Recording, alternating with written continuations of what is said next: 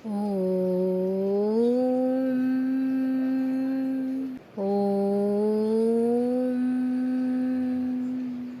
తెలుగు పదానికి జన్మదినం, ఇది జానపదానికి జ్ఞానప్రదం. ఏడు స్వరాలే ఏడు కొండలై వెలసిన కలియుగ విష్ణు పదం. అన్నమయ్య జననం, ఇది అన్నమయ్య జననం, ఇది అన్నమయ్య జననం. హరిషడ్గంబున తెగ నరికే హరిఖడ్గం ఇది నందకము. బ్రహ్మలోకమున బ్రహ్మ భారతి నాదాశీసులు పొందినదై. శివలోకమున చిద్దిలాస్వమున డమరుధ్వనిలు గమతికమై. దివ్య సభలలో నవ్యలాస్యముల పూబంతుల చేబంతిగా ఎగసి. నీరద మండల నారద తుంబర మహితీగానను మహిమలు తెలిపి.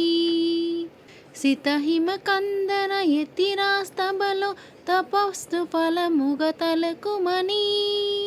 తల్లితనముకై తల్లడిల్లు ఆలక్కమాంబ గర్భాలయములో ప్రవేశించే ఆనందకము నందనాందకారకము.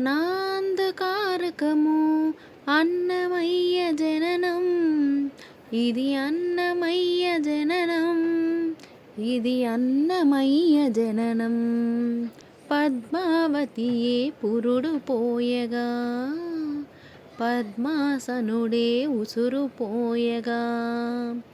విష్ణు తేజమై నాద బీజమై ఆంధ్ర సాహితీ అమర కోశమై. అవతరించెను అన్నమయ అసతోమా సద్గమయ. అవతరించెను అన్నమయ అసతోమా సద్గమయ. పాపడుగా నట్టింట పాకుతూ భాగవతం చేపట్టినయా. హరినామమ్మున ఆలకించక హరముద్దలని ముట్టెడయా.